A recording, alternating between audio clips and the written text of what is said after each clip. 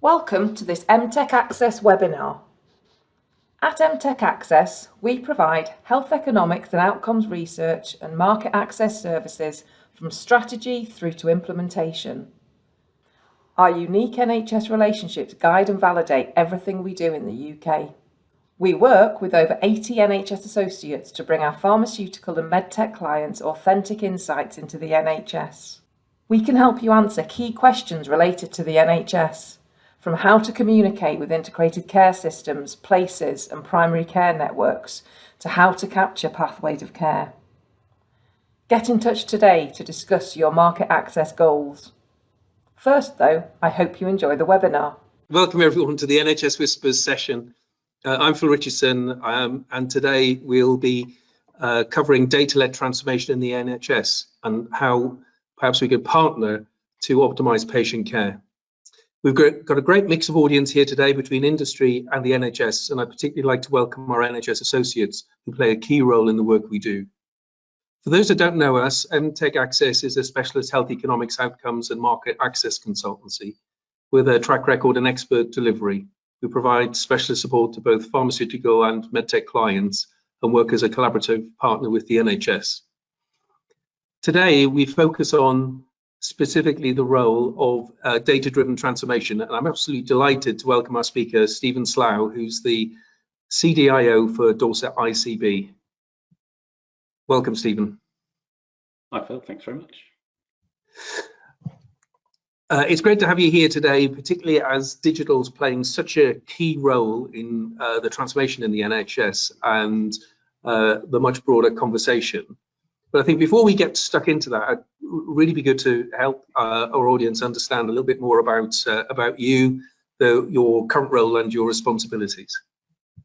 Yeah, sure. So as you mentioned, I'm the Chief Digital Information Officer for the Dorset ICB, which is the new national construct from the NHS to look after 42 separate geographic areas around the country. And we're lucky to have in Dorset the opportunity to have a digital representative in that board, able to be involved in the conversations and hopefully steer the direction of some of those conversations to make sure digital data, technology and innovation is included from the outset rather than at the end of the conversation. So it's a great opportunity for the digital profession and a really good opportunity, I think, to help us start to work more to link together how the NHS works with local authorities, with the voluntary sectors, with private sector companies, medtech and pharma being big parts of both of those.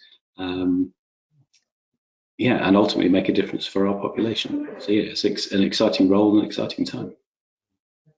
Great. It is good to hear, and it builds on lots of the work you've done previously, which I'd love to get into a little bit more as we go through our conversation.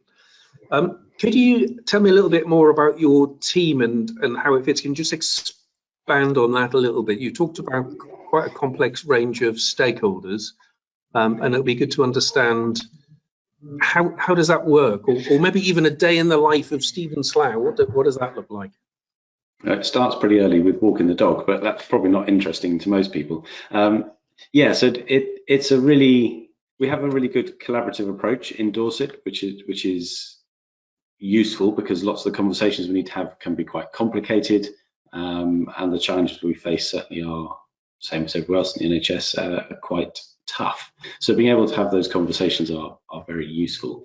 The team here at the ICB itself, so our digital team looks after the technology for this organisation and for primary care in Dorset, and we've got various other elements of it which then bring in specialties around providing digital access to patients at home through various different medtech solutions.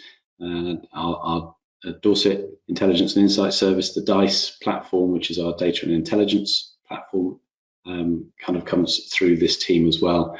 But interestingly, is hosted through two of our partner organisations, so it makes it a genuinely what's the best way to put it? A genuinely system involved product and program, which draws on the collaboration and makes it fits in with the way we work with that collaborative approach.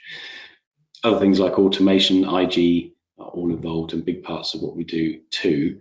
And the conversations typically that I would have day by day are with our various different partners across the system, with challenges we're trying to address together around particular replacement of different platforms, approaches to how we work together, and of course conversations with partners and suppliers and people who are prospective partners and suppliers who want to come and work with us and help us with the challenges that we face.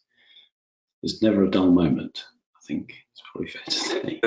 And then on top of that, you're obviously dealing with any crisis or challenge that emerges for operationally. Do you get involved in any of that?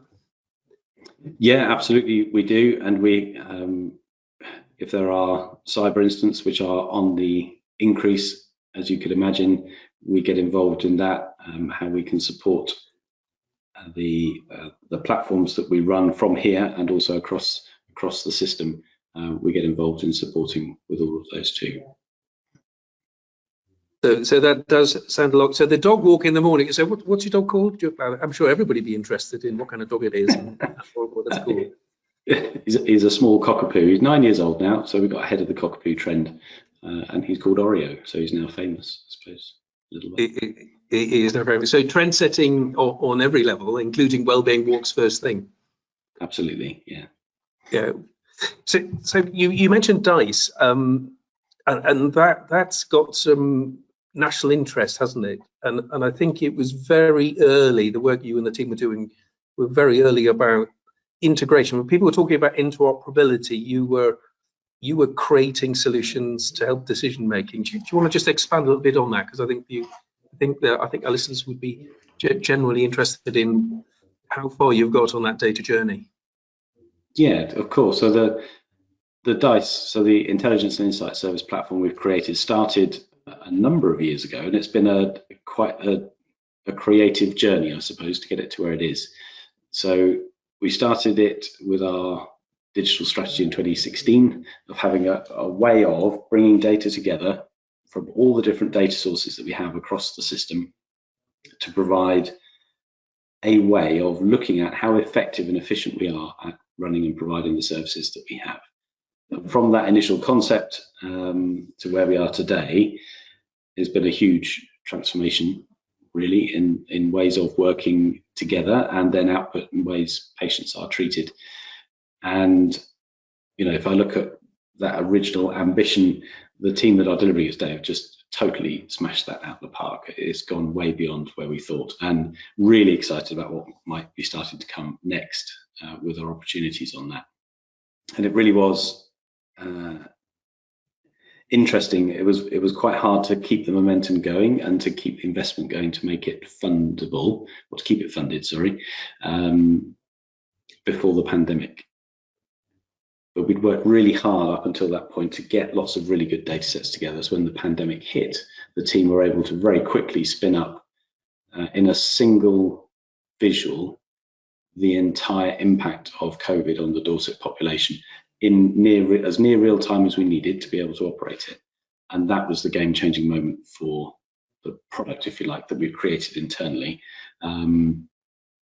because that was the piece that everybody kind of went, that's what you meant when you were saying data would be able to be really useful to us. And we haven't looked back since then. I no longer need to try and find funding for it every year. The team is funded.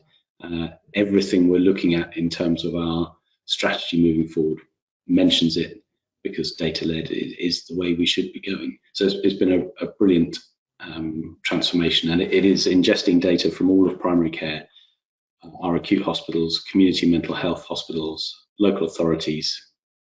We're in conversations with the local police force, fire and rescue service, and some private sector organisations as well. So and that helps to create a really good picture that enables us to leverage proper population health management for Dorset.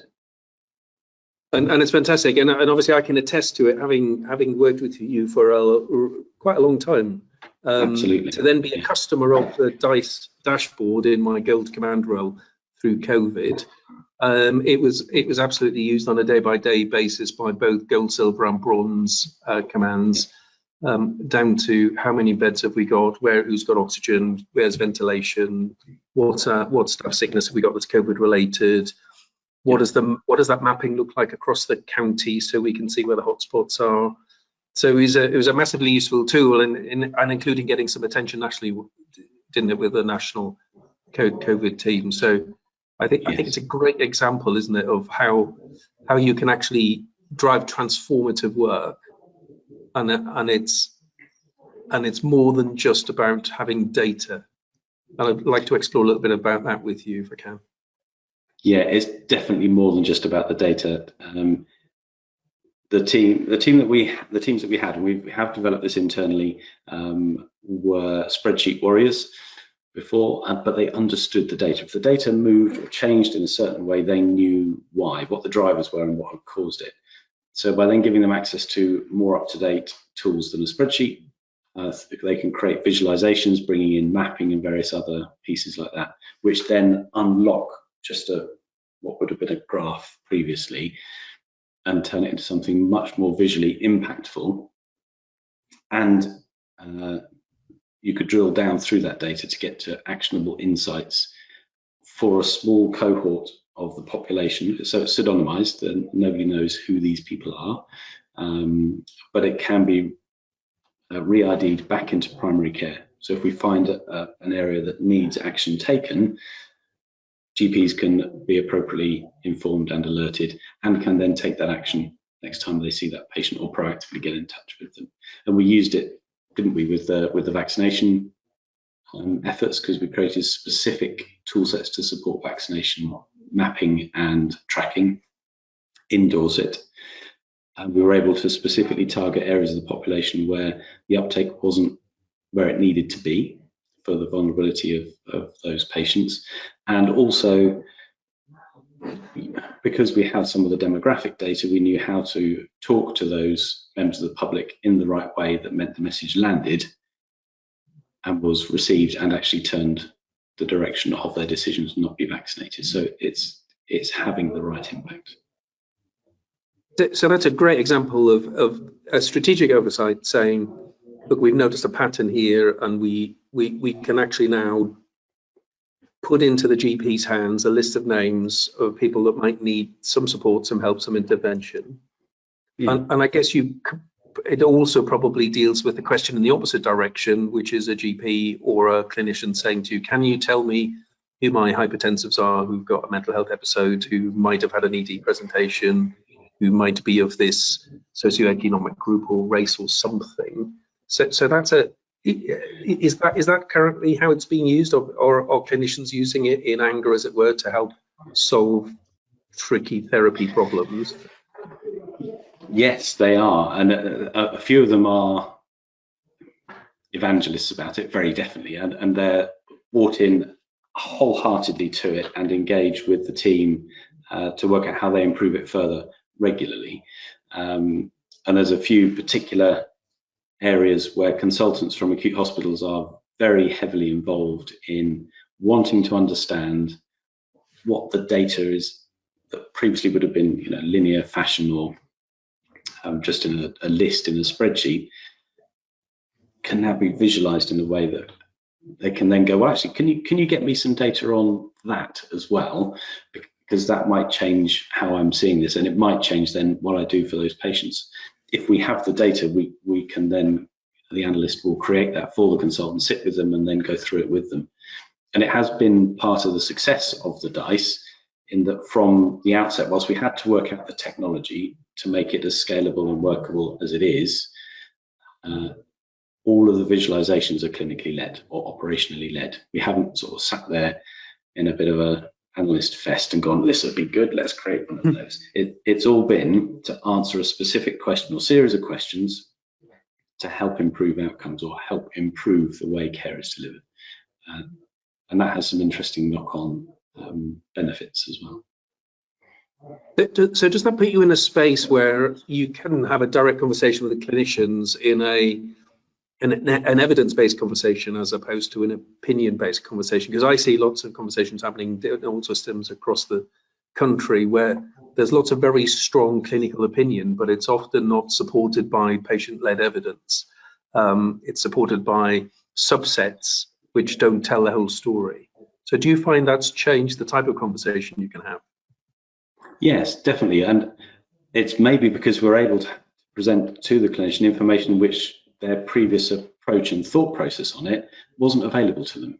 So they were kind of almost not blind, and they have a lot of skill and intuition and experience, of course, but if you're then suddenly, and they were basing that on what they knew from that experience, but all of a sudden you're adding in this wider part of the situation, that might challenge them to think in a slightly different way, which might change what they do, because all of a sudden the evidence is there. And it was, it has been interesting, the impact of using this tool, and indeed COVID in particular, because lots of attempts to trying to introduce new technology early on in before the pandemic, were met with a bit of skepticism of, well, we've always done it this way, so we'll always do it this way.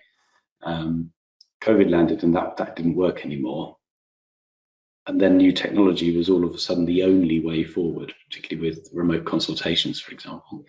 So the distrust and anxiety that existed before didn't matter anymore. It had to come in and had to be used. And that has played on then in the use of data, in the way we use the DiiS. So how do you then scale that to a system-led approach? Or how does it help you shape your digital transformation approach? Because I imagine there are now lots of individual clinical areas very excited by what they can do, what they can access. You've got primary care, which is a much broader church around all areas, some of which is handled in different settings. That DiiS for you becomes then a brilliant mechanism, but also a fragmentation mechanism. So how do you balance the challenge to do everything and yet do something? Well, we haven't really slowed down the effort. Everybody sort of stepped up enormously, didn't they, when COVID hit? And we haven't really stepped that back. So we are arguably suffering a little bit from the success of the DiiS and how well that went down and how much it's been used, because now everybody is starting to look to it. So our ICP strategy was published just before Christmas, and we're actively working through how now we bring in the clinical and operational strategies to help us deliver that. And once those are clear, then how we develop our people, how we bring in data, and how we will operate and commission will all come together to then achieve that ask from the ICP. But as I said, I think earlier on, every aspect of what we need to do in the future now looks to data, because we want to be informed in what we do. We don't have the resources, be they people or financial, to just go and do some things if they're not going to change the outcomes for the patients and reduce waiting lists and improve or reduce waiting times in ED, for example, ambulance handovers, those sorts of things. So everybody wants to have the insights about where we are, and we then need to be able to adapt the DiiS, because it has not historically done this quite as much, to then keep track of all the changes over time, so that when we get to the desired state that was set out in the strategy or close to it, we can see actually if the impact that we intended has landed. And if not, hopefully along the way we can start to inform and nudge in different directions. The challenge that brings is the demand on the team is considerable, because we've kind of opened Pandora's box on data, and everybody wants some, which is great. It's fantastic. But we're going to have to prioritize, I think, the things we look at. And there's a number, how do I get data science better embedded? How do we get machine learning running on this to reduce some of the demands on the team? But those are future developments we're still thinking about. So if you take those as important things to start now, so they become a priority. it's a bit like what do you need to start now that you will use later, and there are things that you need to start now which you need to use now. What's your basket of priorities look like? Now, what's in top of head? What are the things that you're putting your energy behind? First one comes back to the people and the team. So they've been working incredibly hard for an extended period of time, and they've got that super creative way about them now, but we need to get behind them.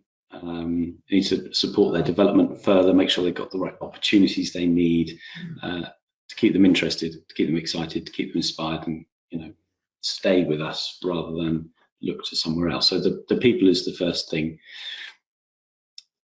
More generally, cyber is then there. The amount of attack attempts we get as a small organisation in the NHS, let alone the broader piece across the system every day, is crazy from all sorts of walks of life and parts of the world trying to break in. So we have to make sure we've got that secure base. Then it's getting more of the basics right, leveling up the infrastructure. I read an article from another consultancy firm earlier on today who are still saying this is a big part of what the NHS needs to focus on, getting that right, because if you implement lots of fantastic new technologies and it still takes 5 minutes to log in the morning, people will be less interested in using the new solutions. And then I think for me, everything else hinges off data being the priority. If we agree that data is the prize operationally, let's say, that will drive the questions around, well, what do I need to make sure I can get the best quality and depth and breadth of data into an analytics platform that draws out those better insights? And is that we continue with the fragmented, aged applications that we have, or do we need to consider investment to improve the applications so the quality of data that can be held is better? So that data in turn feeds through and creates greater insights and improved intelligence. That means the actions we take for the population then become smarter, more informed, and more and better rounded. So I think data then is the launch pad for all the other change that we're going to need to make and all the other transformation efforts that we'll need to change technically. And that's a huge undertaking when you have many years of transactional data that's captured, some of which has questions about quality, some of which has questions about sequencing or timing, and some of it was fundamentally the wrong question was asked at the start. So everything that's been gathered, and I can't remember the last thing you told me, but gigaflops, petaflops, or teraflops, or something of information that may or may not be useful. That's quite a lot to sort out, as well as some of the things I know we've talked about in the past around infrastructure, getting just the fundamentals right that nobody's interested in but are completely essential. I know you touch on cyber, but there's simple things, aren't there, like hardware and software that you just need to basically keep the system running. But if we look back to the 1980s, which I realise is now 40 years ago, so lots of the audience might not be aware of what happened in the 1980s. But there was a focus at that time on single view of the customer. The customer relationship management nirvana was, if we thoroughly understand everybody well, their wants and needs, we can best tailor our services to them. If I bring that to a patient-centered, probably a citizen-centered view, actually, because ideally we're looking for people who don't need health interventions. We're looking for people to lead healthy and well lives. Is that a nirvana for you in the system, to get a single view of the person? Is that something that you would have as an aspiration, or perhaps based on what you've said so far, quite a long way along the journey to do that? It is, absolutely, because that deeper level of understanding around people who are already ill should help us work out how they maybe ended up getting there. So people who are currently not ill could be advised in ways to help them adjust their lifestyle and their approach perhaps to exercise, eating, mental health, wellness, work-life balance, all those sorts of things, would have a positive impact on living healthier for longer, which has got to be the aim, isn't it? So yeah, that is definitely the nirvana. So when you're in a consultation with somebody, you're treating the whole person in front of you rather than the symptom that they've presented with. And whilst the DiiS can do that with a pseudonymized view, and it becomes richer and more informed the more data sets we add, we've also got the Dorset Care Record, which is a product we developed with a provider partner to pull together as many of the different clinical records that exist and the social care records that exist for our population. So you do start to get that identifiable, complete picture about a patient. We haven't finished that journey, but it's a good way along with new data being added that again rounds off that view of the person that sat in front of you as a clinician. So whilst you might work in one of our organisations, you've got the opportunity to log into this and get that more rounded view, and that will get better over time as well. Yeah, no, thanks for that. I think it's a big challenge whilst you're also trying to deal with the effect of the pandemic on all sorts of different things. And I think as we were talking broadly about transformation, and you've talked about data, it'd be quite interesting, just coming back to your conversation about the pandemic and the impact it had. Could you share a little bit about your perspectives and have they changed as a result? Because you're a very experienced digital leader, and you've got an industry background, and you've come into the NHS and you've continued to build, measurable, transformed systems and solutions, and now for patient benefit as opposed to for other benefit. Has this did the pandemic? You talked about the technology, and you talked about the impact that had, and some behaviours and some mindsets were reset rather quickly within weeks, as I observed. What about your perspectives, though? Are you still on the same mission you were, 10 years ago, or are you different? Is there Stephen Slough version 2? Version 2.0. Well, it was useful in many ways, which is an awful thing to say about a pandemic that's had such a terrible cost to individuals and organisations as well. But it has helped. It has catapulted technology and digital into the forefront of people's minds much more. Some of the anxiety and perhaps almost reticence to use it has not entirely gone away, and is perhaps a little bit more healthy with its skepticism than just being a straight out no. So yeah, it definitely has had an impact. The challenge it presents for us is, because we have done quite well as a profession meeting the demands that came our way during the pandemic, the expectation is we'll now continue to deliver in that way, which brings different sorts of challenges, because we have to get much smarter at prioritization than we were before. No, I can see that. It's quite interesting. It's almost a Simpsons moment, isn't it? Where you've been saying, we need to do this, no, we can't do it. We need to do this, no, we can't do it. We need to do it, yes, you can. Oh, right.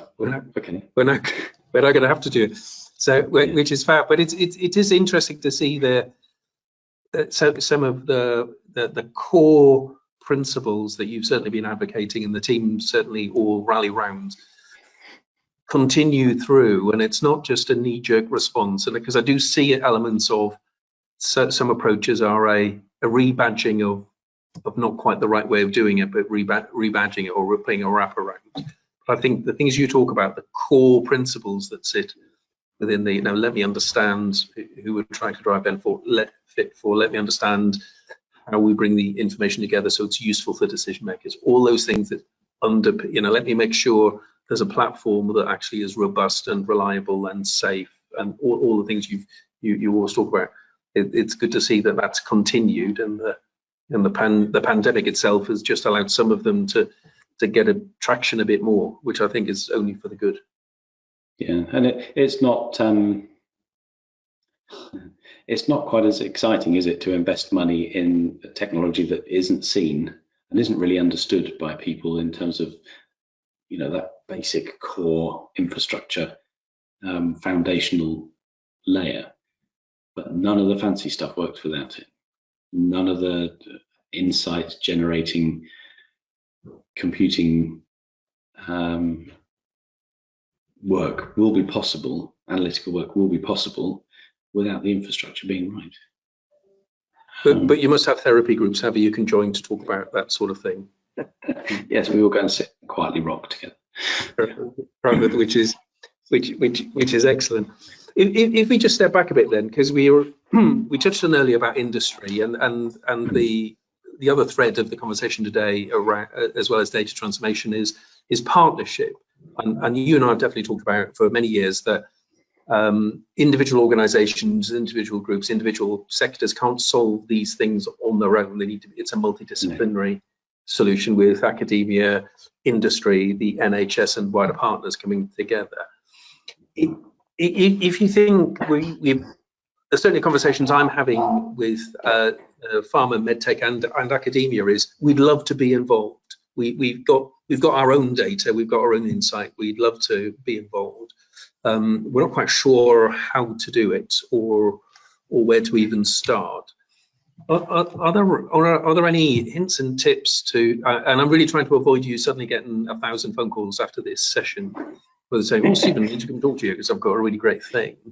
But something that could help make the connections smoother, make them more value based, make them more useful. Are there some things based on your experience today that you could perhaps share with us? Yeah, I think so. And I'd imagine everybody experiences the same. The cold caller attempts to come and sell you something. It's a bit tiresome, and you get lots of emails and lots of requests of,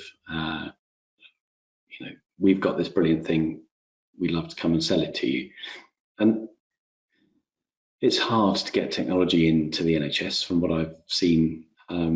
It's hard to get really new innovation in as well, because there's quite rightly, there's quite a bit of regulation to ensure that what you bring in is safe. But it is possible.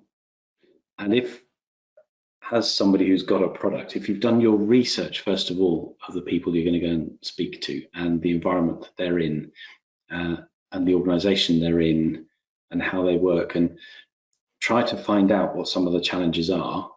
So you're turning up with a way to help them solve the problems rather than bring them a product which you're trying to sell. So it's,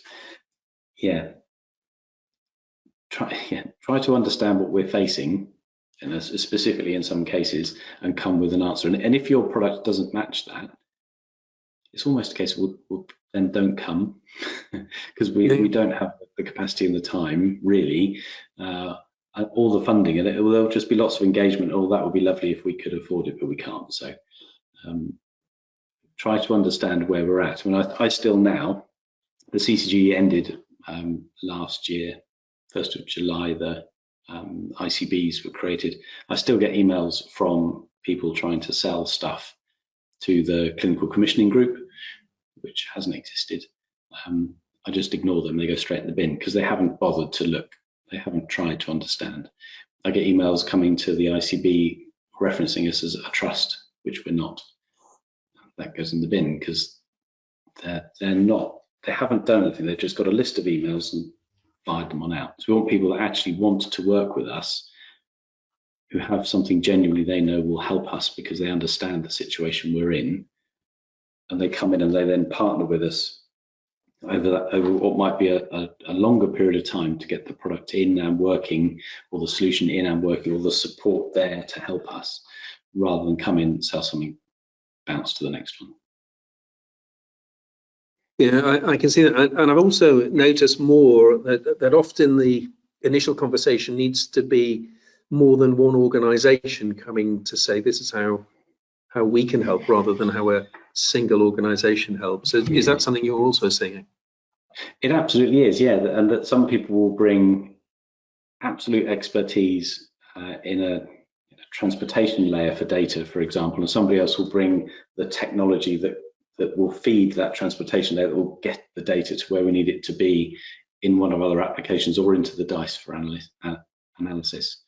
So yeah, we're seeing quite a few partnerships now, sometimes 2, sometimes 3 or 4 major corporations, sometimes partnering with a new entrant to the market or a new technology, and using perhaps some of the larger brand names to help launch that into in front of us. So partnership, I think what I'm hearing from you, and certainly what I've observed and the advice we're giving to organisations, is it's a team game, not a product game. And actually for some organisations, and some quite big ones, that's quite a shift in culture for them to move from often products which go all the way to a global level without ever connecting horizontally into a solution base. And that sounds like the type of things that you would welcome organizations who are better informed, have some insight, have researched the situation, and come with this is how we think we might help. Yeah, and it's solution orientation, isn't it, rather than a product orientation, a team-based solution orientation.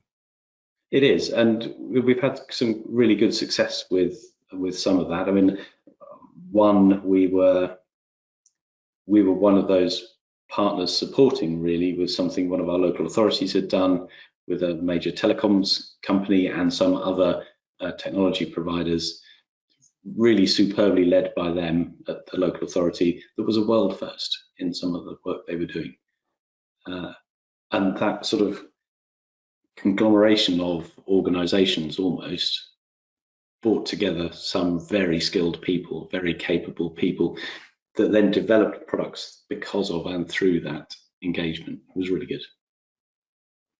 Now that is good, and it's great to see. And it's not really rocket science, is it? When you get the right people around the right conversation or the right purpose, yeah, it does flow, doesn't it? The energy level does really go up, and it does flow. It absolutely does. Yeah. What are things? Just I need a definition from you.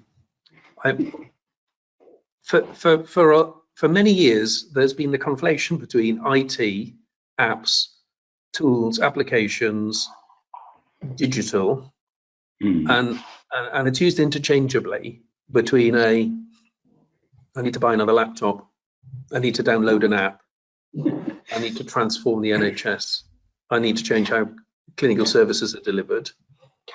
Can you give us a definition that we can then cut out of this conversation, and then we can just share with people, just to help everybody get organized? So when they're talking about digital to you, they mean the same digital that you mean. Yes, we'll give that a go. Whether you can cut it out and use it or not, I don't know. But let's see. So IT, perhaps informatics, and those sort of more traditional names for what is now becoming digital, which is where we'd like to be, I think. So the IT bit is that rinse and repeat, product based. Here's your new laptop, you need a new piece of software, here's your new piece of software. You need access to that, there's your access. It's the absolutely essential, necessary aspect that is the unloved bit that sits in the background. It's the help desk you phone, it's the the server that's got your data on. It's the switch that hooks everything together. You never see, but you rely on entirely. And that's critical. That's important. You can't really work without that. But it doesn't do that. It's really the old run, grow, transform idea. It's the run. That's what it does. The digital service then is very different to that. It's almost the other end of the scale. So it does all of those things because that's a big component part of making sure there's a landscape that will work. But it's got to make sure that the team and the organization have the right skills to be able to harness and take advantage of new technology and new innovation and what's coming out. A digital service is then going to act as a catalyst, really, to be bringing about change, to force, in some cases, force the agenda for change required to bring about a different way of working. We should be clear, certainly in my view, there are really very few pure IT or projects anymore. All projects that we are involved in are business transformation projects that will have an element of digital, because there is almost no aspect of any of the service that's provided today that won't somehow at some point rely on at least one digital piece of technology, even if that's just email. So that the change about how people use the technology that we implement is a massive part, or should be a massive part, of what digital is, rather than just what IT is. It's business transformation. We're reflecting a business process electronically. That's it at the end of it, really. But we need to be working at how we make sure not only our first customer, being clinicians, are serviced and carers are serviced by technology, but also the public. How do we then engage the public? If we want to use more technology with the public, for the public, to help them look after themselves outside of a care setting, then we need to upskill the public as well as our second customer, if you like. And in that, anything that we're developing and deploying outside of the walls of a care setting, where we're expecting the public to use it, has to be co-designed with them. Well, it should be if you want it to succeed. Otherwise, you're going to get what a bunch of techies and clinicians think is the right answer, which might perfectly suit the internal process, but be so complex and unworkable and unwieldy to the patient or member of the public who needs to use it, that it becomes unusable and the uptake won't be there. You've got to balance the transformation on making big step change, if that's possible, with the regular and small step change, because sometimes the little things you tweak might have a massive impact operationally, internally, that then head on to improve how the public are serviced. So it's about, I think, mindset change away from everything is just about the laptop that's sat in front of you, to understand that actually you're looking at everything you do and all the technology that's going to sit behind that. That might not be so easy to cut that out. Yeah. No, well, we're going to have to run a second episode now to go over the detail. But I think that was brilliant, because I think some of the things that I took away from that is digital is a mindset.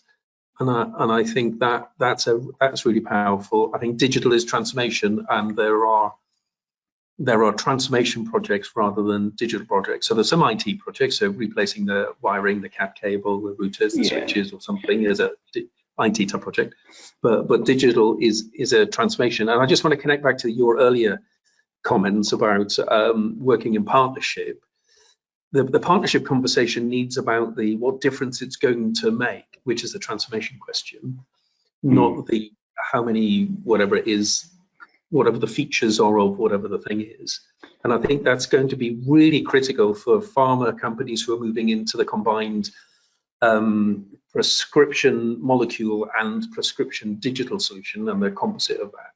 And also those working in the more broader medtech space who are trying to bring in solutions The real risk is there's a focus on implementing a product, whereas it's really clear, I think, from you that it's a transformation space, it's a mindset, and also it's an ecosystem which is patient or citizen inclusive. It's not a bunch of people sitting burning discs as it used to, and to standardize on an implementation of product. So I think that was really helpful, because it ties nicely into the next thing I'd quite like to explore with you is the research space. So we talked about the patient-centered piece. We've talked about new ways of working and transforming ways of working. Research and innovation together are clearly a critical transformation lever too, which are enabled by digital. And more recently, the secure data environment, which is the trusted research environment, that space. Could you just bring that to life? Give me some sense of what that means and how it might fit into a broader industry conversation. Yes, and the aim of it is really, for those that haven't seen anything about it, is to really start to provide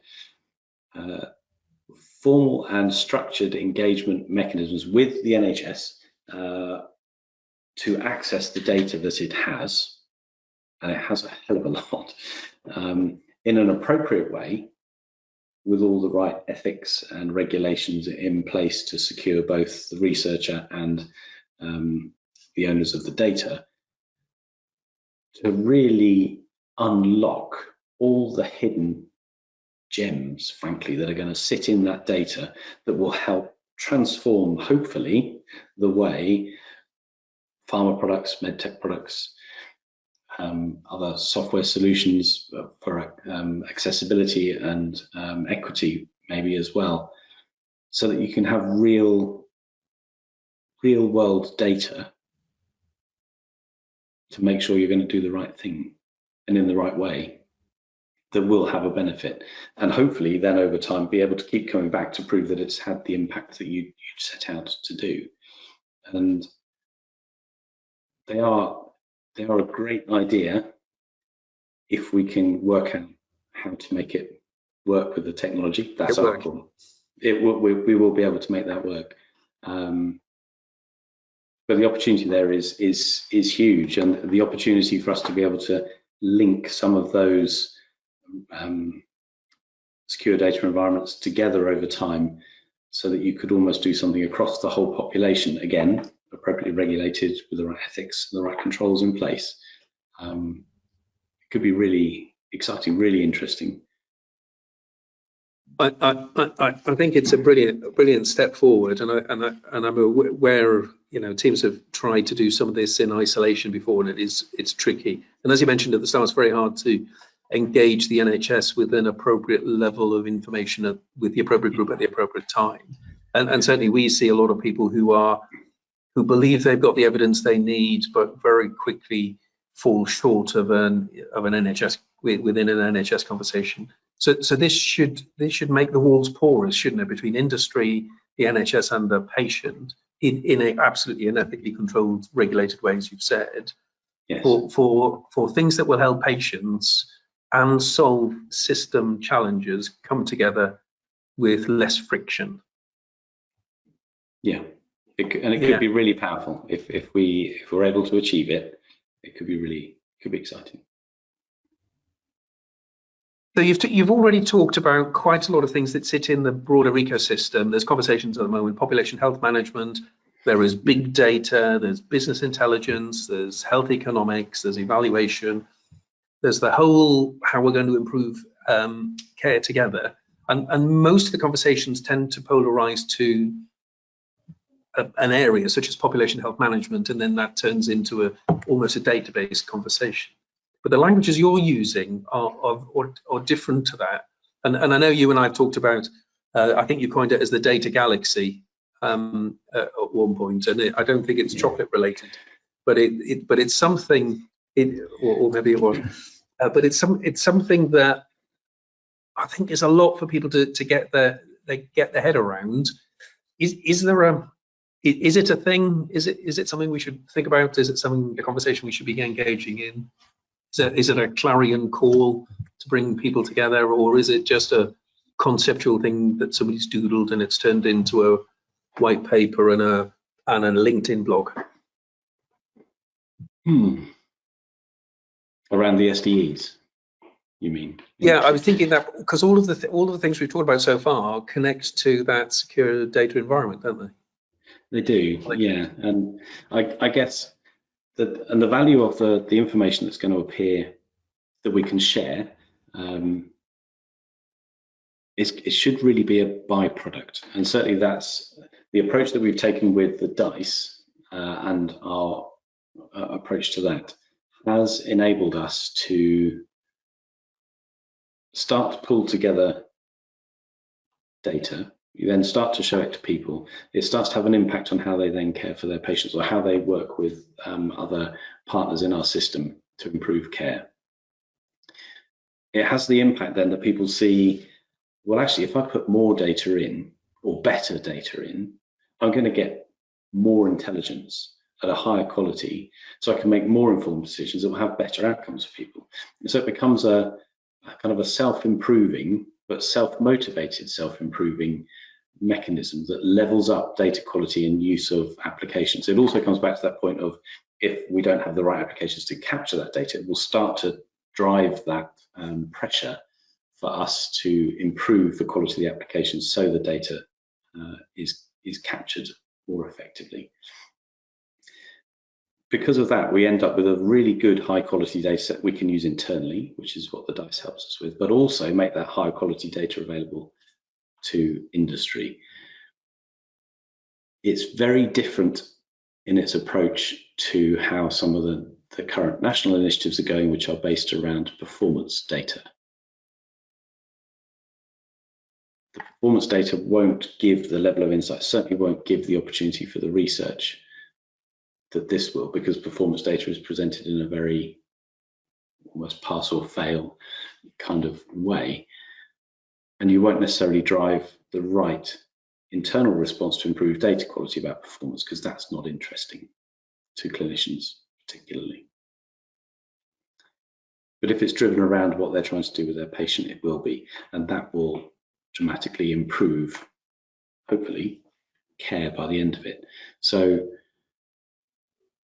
to be able to answer the questions, because it should always come back to the patient, to answer the question about how do we keep people healthier for longer, at a higher quality of life, before they then need support from health and care services. Yeah, it's kind of got to come back to that. And once you've then got all those different parts of the system working together, you end up with those points of light. Back to the galaxy analogy, those points of light of data. And you draw on them when you need to help improve the picture of the person sat in front of you, or to help improve the sets of data that we can provide for research.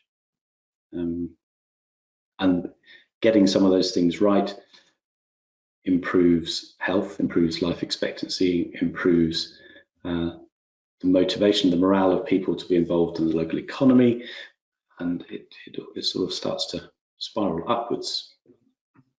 We can get the data. No, I can see. I mean, no, thanks. That was really helpful, because I think that starts to show what the end could be, and the end is not far away if we can bring these things together sooner, and if we can work together on it rather than individually. Feels like that's a real goal worth attaining, isn't it? As opposed to a performance goal, which is perhaps not this. It's just a completely different way of looking at the information, isn't it? Yeah. Yes. You've sort of sparked in my mind, and it would be a bit remiss of me not to ask you, as you are one of the NHS's leaders in the digital space, ChatGPT. What does that mean? And with version 4 coming out, we had an internal conversation this morning between 3.5 and 4, which I would find very interesting, but couldn't find any way I could actually practically use it. But I just wanted just to get your tongue-in-cheek view, as opposed to, you know, go to the strategy meeting with its view. But you know, what's your take? Oh, it's fantastic. It's going to be, if we use it properly, it could just be insane in what it can unlock. And I think version 4 is in Bing. Oh no, product is in some search engines already. others are available. But it's insane what it can do, and what it could enable if we could take its algorithms and its ability to mine, interpret, and then respond about data. Then if we could plug that into our data, you could then ask it almost conversationally for insights into the data that we have in real time. So you could start to not only, we could do simple things like schedule patients and chop and change schedules and things like that, and make a more informed decision. So if somebody's coming in for one appointment one week and another appointment next week, or could you do two on the same day to give them one journey, or move it online, or intelligently schedule? I mean, that should be simple, but intelligent health-related chatbots to help you with diagnosis of what you have. There are several of those sorts of things available now, but a more thoughtful and insightful mental health platform for people perhaps who are in crisis, who need somebody to speak to, could have a more conversational experience with one of those sorts of bots than with a person 24/7 whenever they needed to, in complete confidence. It would just go on and on. Yeah. And the conversation with the conversation with the patient, as you did that example, also informing the data set, which will be then subsequently interrogated to fine tune the conversation. Yes. And I think it's interesting. The team here did this morning, ran it against our NHS Whispers webinars, and found a whole lot of really interesting insight that came out from it. So I'm not sure we're at a place where that we can share it yet. But even just on that sort of subset type question, just feeding it in the process, you can see how it's another generational shift in how digital will drive transformation. I think that absolutely those things together. Yeah, that's good. So watch this space then, really. Definitely, yes. Listen to all the things you've talked about, and having had some experience myself in policymakers and how they can sometimes be slightly off the message we'd ideally like. This is your opportunity for your wish list for the policymaker, with the things you're trying to do, what you've achieved so far, the things you're looking forward to. What are the things that would help you? And I'm thinking in your executive role, working to drive transformation across the Dorset population, but really as a role model for others. What would your wish list look like? So if I had something I needed to ask of the national colleagues, and there's a lot of change going on for them, so they're in a difficult space at the moment.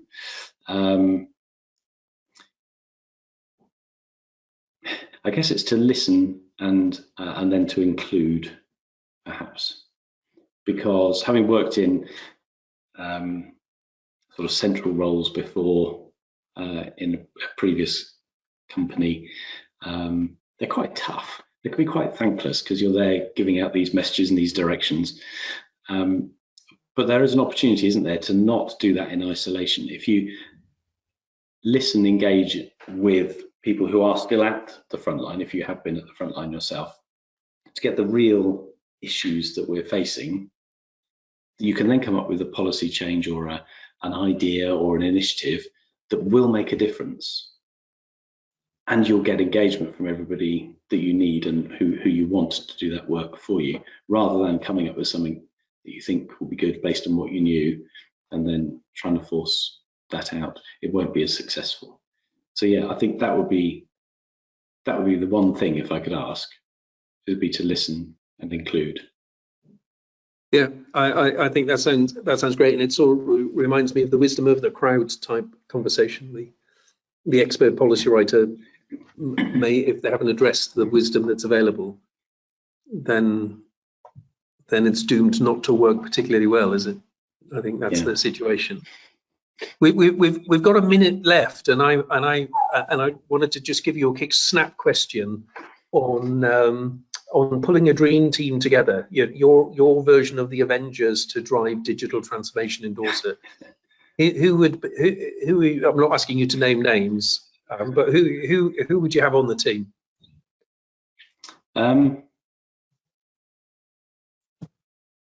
You'd need to have good representation, wouldn't you, from different places? But goes back to the previous answer. If you try and do it in isolation, you won't succeed. You'll be missing part of the puzzle. So you need to have the people we're doing this for. There needs to be population representation. We need representation from each of our partners in health and care. And you then need to bring in industry-specific brain power to help close the gaps on the things we don't know, because we don't have the capacity to know all of those things. Bring in the specialists on the subject each time. It comes back to that partnership working. We'll have a problem, we'll need some help. And it's the call then for people to bring their organizations and join up with us, sit on the same side of the table and look through the problem with us to come up with the answer that ultimately will make lives better. Brilliant. Well, that's a fantastic answer to my last question. It's been a brilliant conversation with you. Thank you very much. We've covered such a wide range of different topics. I think the whole thing around digital being transformation, I think, is a really strong takeaway message. I think the whole thing about data, but the right data and managed in a way that it's improving continually to give better insight, I think is really strong. And I think the key thing around partnership, and that there is a dream team that can be around the table, lots around already. So some of our colleagues perhaps potentially listening into this seminar could provide a valuable contribution to that. So I think that's a very strong place to finish. I'd just like to thank you very much for your time. It's great to continue to work with you, and I've loved to see the work that you've driven in Dorset. It's great to see how the patient benefits are obvious and continue to emerge. So that is also brilliant. I'd also like to thank our audience for joining us today, and for those listening online to this recording. We'd welcome you to continue sharing your comments and questions with us. And I'd like to wrap up again by thanking you, Stephen, for today, and wish you well with your plans going forward. Thank you, Phil. Great to talk to you. Thanks. Bye.